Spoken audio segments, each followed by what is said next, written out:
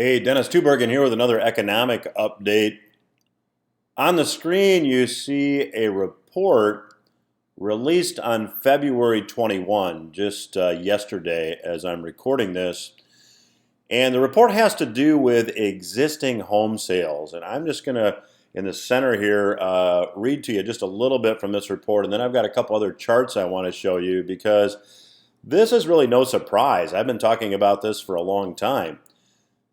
Under highlights, it says an uptick in supply and lower prices failed to boost existing home sales in January, which unexpectedly fell 3.2% versus the marginally downward revised December level to an annualized rate of 5.38 million, well below the consensus estimate of 5.65 million, and the lowest rate for January since 1999.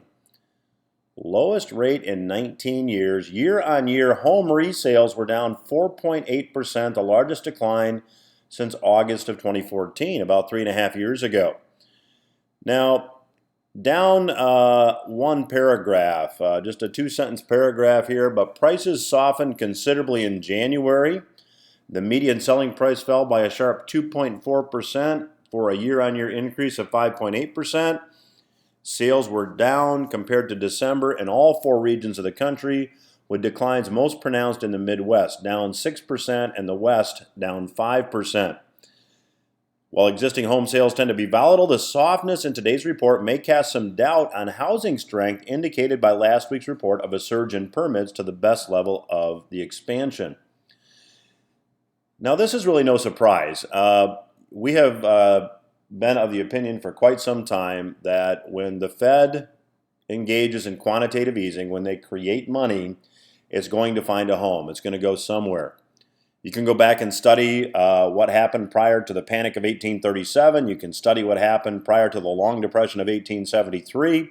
You can study what happened prior to the Great Depression during the Roaring '20s, and then again recently, and it's basically the same song, different verse.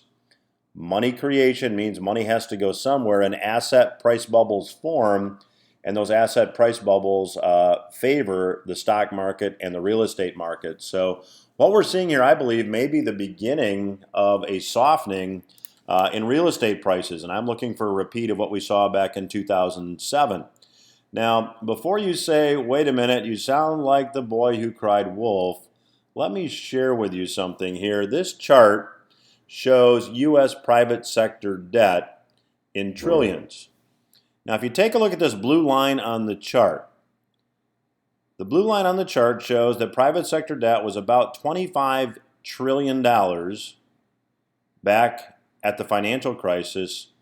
Today, it's approaching about 29 trillion. So private sector debt is almost 20% higher today in terms of real dollars than it was back in 2008. Now, the debt is comprised a bit differently. Student loan debt makes up a higher percentage of that. And if you take a look at the red line, a lot of folks like to look at this and say, wait a minute, but if you look at debt as a percentage of gross domestic product, which is really looking at debt as a percentage of economic output, it's not as bad as it was in 2008. However, I want to share with you something because private sector debt is not only business debt, it's household debt also. And a shocking statistic here, and this comes from Doug Short's website, Advisor Perspectives, a website that I really like. You can take a look at median household income adjusted for inflation. And here's really the shocking part of this whole story. Back at about the time the tech stock bubble unwound, you can see that household income for inflation peaked. All the way back from the mid-60s to the present, for the most part, the present up to 2000, you saw that household income adjusted for inflation rose. Now, however, over the last 18 years, that trend has reversed.